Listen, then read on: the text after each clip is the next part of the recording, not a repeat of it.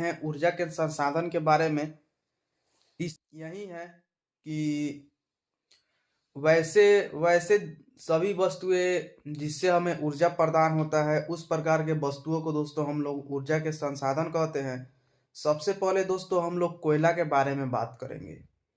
किस प्रकार से जो कोयला होता है, कोयला हमारे लिए उपयोगी है, महत्वपूर्ण है, और इससे किस प्रकार से हम लोग ऊर्जा प्राप्त करते हैं कोयला के द्वारा और ऊर्जा को बनाते हैं, इसके बारे में चलिए हम आप लोगों को सबसे पहले बता देते हैं।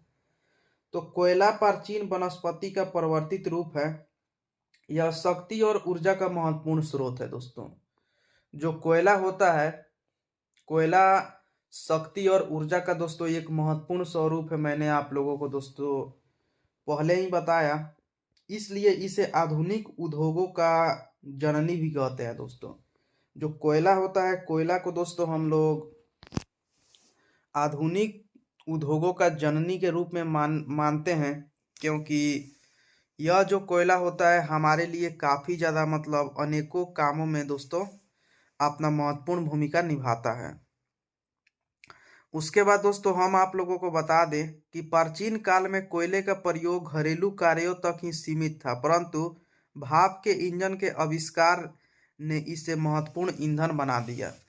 पहले दोस्तों, पहले के ज़माने में जो कोयला होता था, कोयला सिर्फ मतलब घरेलू काम के लिए ही सीमित रहता था दोस्तों। आप लोगों ने बिल्कुल सही सुना। जो कोयला होता था, कोयला का उपयोग सिर्फ हम लोग घरों में ही करते थे, लेकिन आज के इस युग में दोस्तों जो कोयला है, कोयला का उपयोग जब भाप इंजन में होने लगा तो यह एक महत्वपूर्ण उद्योग और महत्वपूर्ण संसाधन बन गया, और कोयला के द्वारा भाप इंजन को चलाया जाने लगा। 20वीं शताब्दी के शुरू तक संसार में कुल ऊर्जा का 90% से अधिक भाग अकेले कोयला से प्राप्त होता था दोस्तों। जो 20वीं शताब्दी था दोस्तों, उस शताब्दी में मतलब हमारा जो देश है, हमारे देश का दोस्तों लगभग 90% से अधिक जो ऊर्जा का उत्पन्न जो होता था वो कोयले के द्वारा ही किया जाता था दोस्तों। इससे आप लोग पता लगा सकते हैं कि कोयला कितना ज़्यादा ऊर्जावान था और कितना अधिक मात्रा में ऊर्जा देता था दोस्तों। बाद में अन्य ऊर्जा संसाधनों के विकास के कारण इनकी सापेक्षिक मात्रा में कुछ कमी आई, फिर भी कोयला आज भी भारतीय उद्योगों की रोटी है दोस्तों। कोयले के महत्व एवं उपयोग को देखते हुए इसे काला सोना भी कहा जाता है। आज हमारे देश में दोस्तों कोयला जो है, कोयला बहुत सारे लोगों को मतलब उनके जीवन को जीने में मदद करता है, और कोयला के इतना ज़्यादा उपयोगिता और महानता को देखते हुए कोयला को दोस्तों काला सोना के नाम से भी हम लोग जानते हैं। ये बात भी दोस्तों आप लोगों को यहाँ पे काफ़ी ज़्यादा महत्वपूर्ण और जानकारी वाला बात जानने के लिए मिला कि काला सोना के नाम से किसे जानते हैं। तो दोस्तों जो कोयला है, कोयला को हम लोग काला सोना के नाम से हम लोग जानते हैं। कोयला पृथ्वी के अंदर जो कोयला होती है दोस्तों, कोयला पृथ्वी के अंदर दबी हुई वनस्पति का बदला हुआ रूप है। आज से लगभग 25 करोड़ वर्ष पूर्व समुद्रों के तटों की बदलती भूमि पर वनस्पति धनी और बहिर्वात में थी। पृथ्वी की आंतरिक हलचलों से, समुद्र तलों के ऊपर उठने से तथा नदियों द्वारा लाए गए अवसादों के निक्षेप से यह वनस्पति नीचे दब गई। समय के साथ साथ इस दबी वनस्पति के ऊपर और अवसादों की परतें इकट्ठी होती गई। फिर अत्यंत दबाव के कारण वनस्पति से ऑक्सीजन और जल के अंश निकल गए तथा वनस्पति कोयले में बदल गई। अब हम लोग दोस्तों बात करेंगे कोयले के प्रकार के बारे में दोस्तों। कोयले के प्रकार के बारे में अब हम आप लोगों को दोस्तों महत्वपूर्ण जानकारी दे देते हैं। तो चलिए अब हम लोग कोयले के प्रकार के बारे में कुछ जानकारियाँ जानेंगे दोस्तों। तो सबसे पहले दोस्तों हम आप लोगों को बता दें कि कोयला कार्बन आर्द्रता, ज्वलनशीलता तथा राख की मात्रा के आधार पर निम्न 4 प्रकार का होता है। सबसे पहले दोस्तों इसका प्रकार है एंथ्रासाइट कोयला। हम लोग सबसे पहले दोस्तों बात करेंगे एंथ्रासाइट कोयला के बारे में। एंथ्रासाइट कोयला के बारे में चलिए हम आप लोगों को जानकारी देते हैं। तो यह सबसे उत्तम कोयला होता है। इसमें कार्बन की मात्रा 92% होती है और इसका रंग गहरा काला एवं चमकीला होता है। एक बार जलने के बाद यह कोयला काफी समय तक लगातार जलता है। जम्मू कश्मीर इस कोयले का मुख्य क्षेत्र है दोस्तों, प्रमुख क्षेत्र है। जो एंथ्रासाइट कोयला का मैंने आप लोगों को नाम बताया दोस्तों, यह जो कोयला है ये काफी उत्तम किस्म का कोयला है दोस्तों। एंथ्रासाइट जो कोयला है बहुत ही उत्तम किस्म का कोयला है। और एक बार जब एंथ्रासाइट कोयला को दोस्तों मतलब उपयोग किया जाता है तो यह काफी ज्यादा अच्छा से दोस्तों हम लोगों के कामों में मदद करता है। और इस कोयला का दोस्तों मुख्य उत्पादक क्षेत्र जो होता है वो जम्मू कश्मीर है। आप लोगों ने बिल्कुल सही सुना।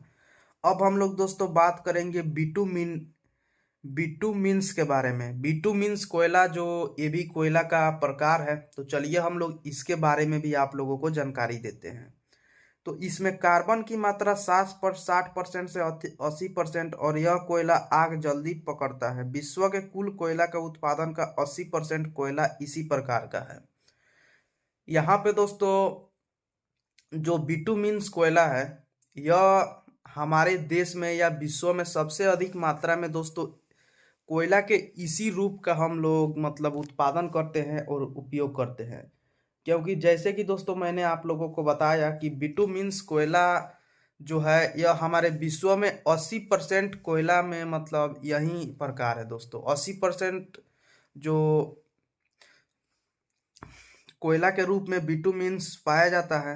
उसके बाद हम लोग दोस्तों लिग्नाइट के बारे में बात करेंगे। लिग्नाइट कोयला ये भी कोयला का ही प्रकार है। तो इसका दोस्तों इसमें जो भूरे रंग के दोस्तों भूरे रंग के कारण इसे भूरा कोयला भी कहते हैं। जो बिटुमिन्स कोयला होता है दोस्तों यह कोयला थोड़ा भूरा रंग का होता है और इसके भूरा रंग होने के कारण दोस्तों हमें भूरा कोयला भी इसे कहते हैं। यह कोयला के 40% मतलब होती है कार्बन, इसमें 40% पाया जाता है। यह कोयला जलते समय अधिक धुआं छोड़ता है। रासायनिक उद्योगों में इसका उपयोग कच्चे माल के रूप में होता है दोस्तों। जो लिग्नाइट कोयला होता है इसमें कार्बन की मात्रा मात्र 40% होती है। इसलिए दोस्तों जब इस कोयला को जलाया जाता है तो यह अधिक से अधिक मात्रा में धुआं उत्पन्न करता है। अब हम लोग पीट कोयला के बारे में बात करेंगे। पीट जो कोयला होता है ये भी कोयला का एक काफी ज्यादा महत्वपूर्ण प्रकार है। इसमें दोस्तों कार्बन की मात्रा 50 से 60% होती है और यह लकड़ी का थोड़ा सा ही परिवर्तित रूप है। इसमें नमी की अधिकता होती है जिसके कारण जलते समय अधिक धुआं छोड़ता है दोस्तों। जो पीट है दोस्तों, पीट हमारे ग्रामीण क्षेत्रों में भी यह कोयला बनाया जाता है और इसमें दोस्तों थोड़ा हल्का नमी पाया जाता है। इसलिए ये भी दोस्तों थोड़ा अधिक मात्रा में धुआं छोड़ता है। अब हम लोग दोस्तों बात करेंगे कोयले के उत्पादन के बारे में। कोयले का उत्पादन के बारे में अब हम आप लोगों को दोस्तों महत्वपूर्ण जानकारी वाले बात को बताएंगे जिसके बारे में जानना काफ़ी ज़्यादा महत्वपूर्ण होगा। तो चलिए हम आप लोगों को अब कोयले के उत्पादन के बारे में बात करते हैं कि हमारे देश में कोयला का उत्पादन किस प्रकार से किया जाता है और किया भी जाता है तो मतलब कहाँ कहाँ हमारे देश के किन किन भागों में दोस्तों कोयले का उत्पादन किया जाता है। तो चलिए हम लोग कोयले के उत्पादन के बारे में अब आप लोगों को दोस्तों हम जानकारी देते हैं, जिसके बारे में अगर आप लोग जानेंगे तो आप लोगों के लिए दोस्तों ये काफ़ी ज़्यादा महत्वपूर्ण होगा। तो चलिए हम आप लोगों को दोस्तों इसके बारे में जानकारी दे देते हैं। तो भारत में कोयले का उत्पादन 1774 में पश्चिम बंगाल के रजनीगंज के स्थान पर पहली खान खोदने से शुरू हुआ दोस्तों। कोयला उत्पादन में सन 1900 तक कोई विशेष नहीं हुई। स्वतंत्रता प्राप्ति के पश्चात कोयले के उत्पादन में उल्लेखनीय वृद्धि हुई दोस्तों। भारत में कोयले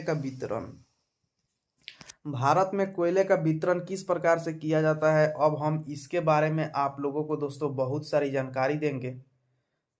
तो चलिए हम आप लोगों को अब बताते हैं भारत में दोस्तों कोयले के वितरण के बारे में। तो हम आप लोगों को दोस्तों बता दें कि भारत में कोयले का वितरण असमान है। 3 राज्य बिहार, पश्चिम बंगाल और मध्य प्रदेश भारत के कुल कोयले का भंडारण है तथा 86% भाग रखते हैं। उड़ीसा, महाराष्ट्र, आंध्र प्रदेश देश के कुल भंडारण का 12% पाया जाता है दोस्तों। शेष 2% कोयला असम, मेघालय, अरुणाचल प्रदेश, नागालैंड, जम्मू कश्मीर राज्यों में है। भारत के कोयला क्षेत्रों का अध्ययन 2 भागों में है, गोंडवाना कोयला क्षेत्र और तटसिहरी कोयला क्षेत्र। सबसे पहले दोस्तों हम आप लोगों को बता दें कि हमारे देश में सबसे अधिक मात्रा में दोस्तों कोयला का उत्पादन बिहार, झारखंड और मध्य प्रदेश, इन तीनों राज्यों से दोस्तों सबसे अधिक मात्रा में कोयला का लगभग 82% कोयला का उत्पादन, 86% कोयला का उत्पादन दोस्तों इन्हीं तीनों राज्यों से होता है। बाकी जो 12% कोयला बचता है दोस्तों, 12% कोयला और 4% कोयला, मतलब टोटल दोस्तों 14% कोयला अलग अलग राज्यों से हम लोगों को प्राप्त होता है। लेकिन दोस्तों सबसे अधिक मात्रा में कोयला, जैसे कि मैंने आपको बताया कि बिहार राज्य, झारखंड राज्य और मध्य प्रदेश, इन तीनों राज्यों से सबसे अधिक मात्रा में दोस्तों कोयला का उत्पादन होता है दोस्तों। अब हम आप लोगों को चलिए बताएंगे कि मतलब जो कोयला का जो 2 प्रकार में बांटा जाता है, तो सबसे पहले गोंडवाना कोयला क्षेत्र के बारे में हम लोग बात करेंगे। जो गोंडवाना कोयला क्षेत्र है, इसके बारे में हम आप लोगों को अब बातें बताएंगे। तो दामोदर घाटी कोयला क्षेत्र, यहाँ पे दोस्तों सबसे पहले आता है दामोदर घाटी कोयला क्षेत्र। यह देश का सबसे बड़ा कोयला उत्पादक क्षेत्र है दोस्तों। जो दामोदर घाटी कोयला क्षेत्र होता है, यह हमारे देश का सबसे बड़ा कोयला उत्पादक क्षेत्र है और यहाँ देश का आधे से अधिक कोयला प्राप्त होता है। यह क्षेत्र बिहार और पश्चिम बंगाल में फैला है। बिहार में यह धनबाद और हजारीबाग जिला, पश्चिम बंगाल में